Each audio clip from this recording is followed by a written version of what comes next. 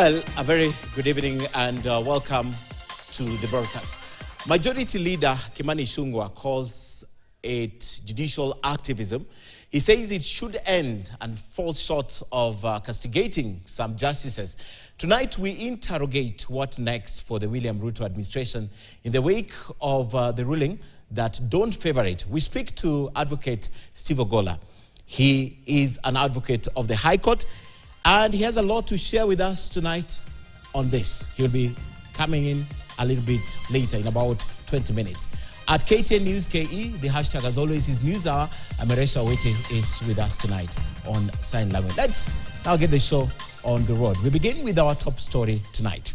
The Kenya Kwanza government has suffered yet another setback after the Court of Appeal declared the Finance Act 2023 unconstitutional. Justices Kathurima Minoti, Agnes Murgor, and John Mativo said various sections introduced post-participation to amend the Income Tax, the Value-Added Tax Act, the Exercise Duty Act, Retirement Benefit Act, and Export Processing Zone Act were unconstitutional as they were not subjected to fresh public participation. Now, these setbacks comes barely 3 weeks after the president, that's President William Ruto, was forced to discard the Finance Bill 2024 and revert to the Finance Act 2023, which has now been declared unconstitutional. So which way for the Kenya Kwanza government? Alan Ochanda kicks off our broadcast tonight.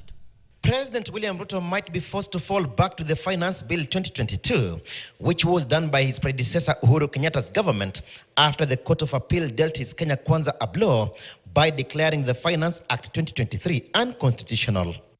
Justices Kathurima Minoti, Agnes Murgor, and John Mativo said the various sections introduced post-public participation to amend the Income Tax Act, Value-Added Tax Act, Excise Duty Act, Retirement Benefits Act, and Export Processing Zones Act were unconstitutional as they were not subjected to fresh public participation.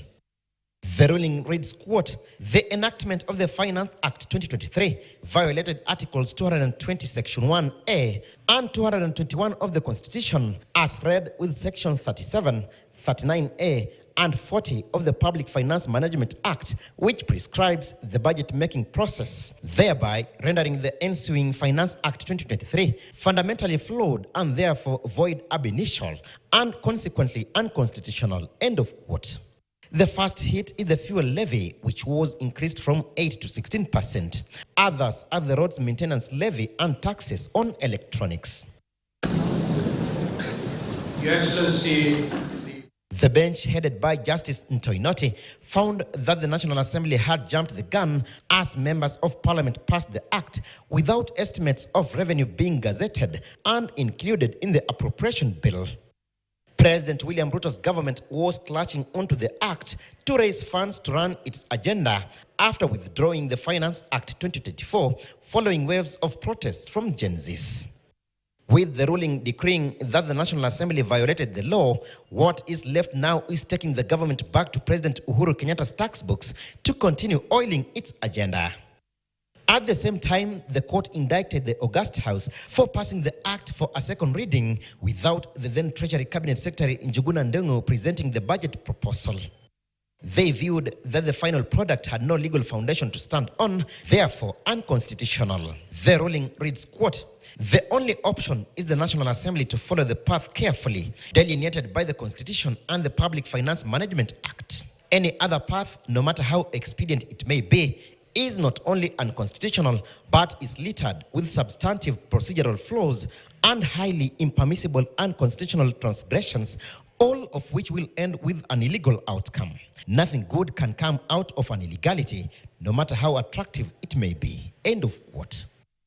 The justices also found that 28 sections of the same act that had been introduced post-public participation violated the Constitution and the House's standing orders. The sections were introduced in the Income Tax Act, Value-Added Tax Act, Excise Duty Act, Miscellaneous Fees and Levies Act, Kenya Revenue Authority Act, Retirement Benefits Act, Alcoholic Drinks Control Act of 2010, Special Economic Zones Act, and Export Processing Zones Act.